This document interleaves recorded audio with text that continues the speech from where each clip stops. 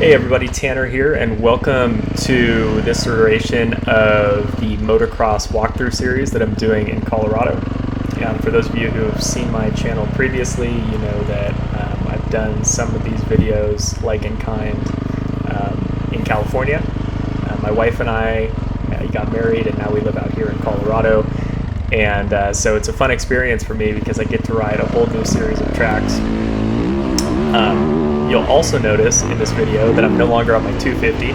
I actually sold my 250 and ended up buying my dad's old 450 off of him. So I'm now on a 2019 YZ450F, which is plenty of bike. For any of you who've ridden one of the new Yamaha 450s, you know that power is not a problem. So that's been really cool to play around with, and having been a 250 rider my whole life, it's been really interesting to figure out how to ride the 450, how to keep it in the right gear settings, and how it behaves off of jumps and ruts, so on and so forth.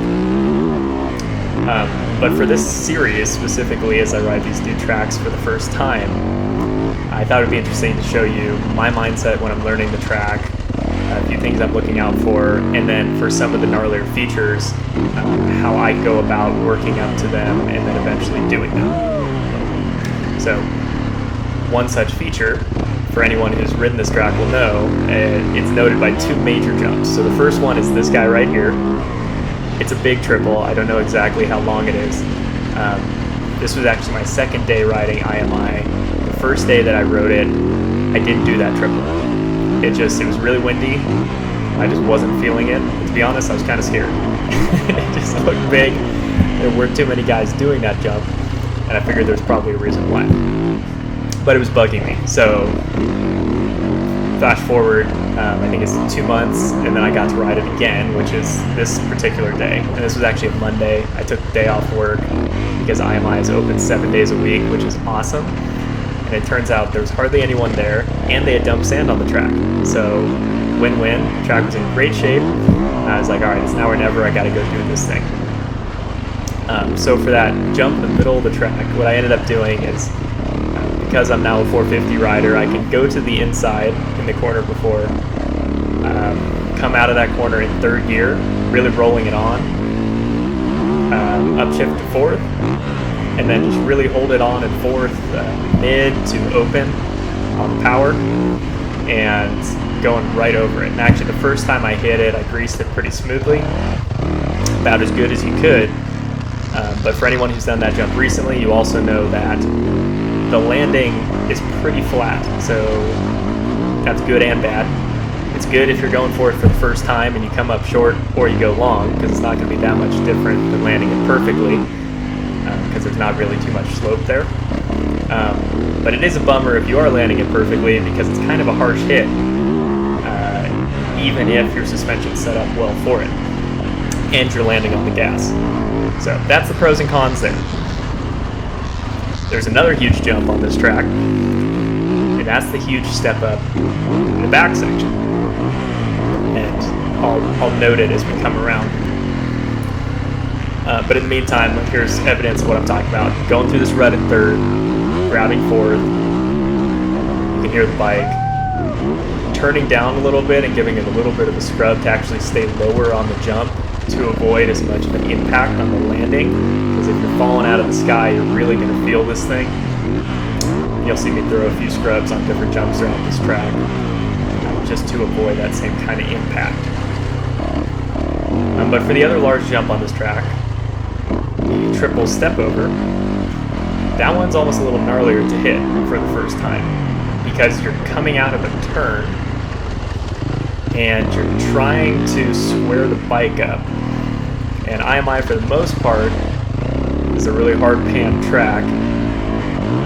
So when you get to these like blue groove sections, the rear end just really wants to burn out, especially if you're on a 450. So the name of the game for this jump is getting the bike to where the center of the tire is on the ground before really giving it a handful.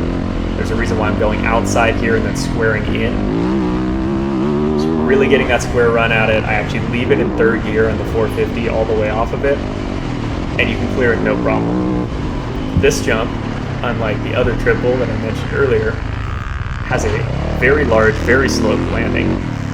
And the worst thing you could possibly do is come up short. So this is what I'm telling myself as I go off it the first time. No matter what, I'm going to make sure I get over it. Even if I go long, it will never hurt as much as going short. So you just got to get over that peak on the top of the landing. I actually grab fourth gear in the air because there's a long straightaway after it, and then just kind of hold it on and forward through that straightaway. But those are the two big jumps. That's my mindset going into it. In terms of speed, kind of feeling it out, case into it a couple times, and see what to do from there. So that's a very brief review. I'm also going to talk about some of the ruts and some of the other jumps here as we continue through this lap. So we'll watch go off the jump here, throw a whip.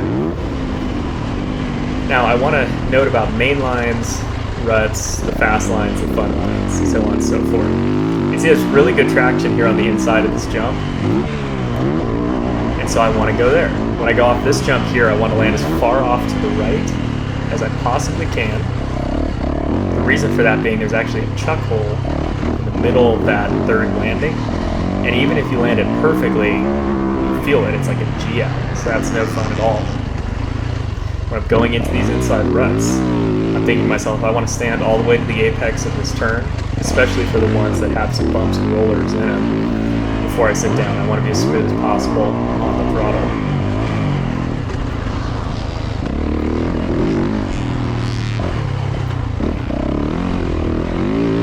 Kind of messed up on this particular part. But again, this turn, I want to stay as far outside as possible and just carry my momentum. You can hear the engine. As soon as that tire gets square to the ground where I know I'm going to get maximum traction, that's when I really open it up, but I'm just kind of rolling on the throttle until then. Same thing when I go into these turns. The turns at IMI, the rutted ones, most of them have a much larger exit rut than they do entrance rut. And so it's hard to settle the bike into the turn.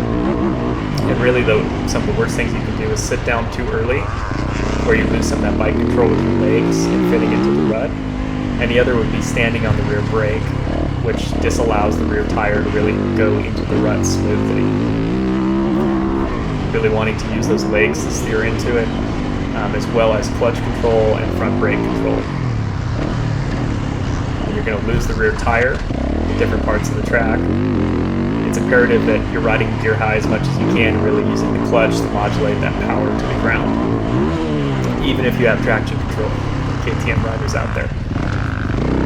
You can see I goof here. That's what not to do in the turn. I stand it up. I have to really give it the beans to get over the jump. I'm saying hi to my friends that I met that day. Shout out to Hunter.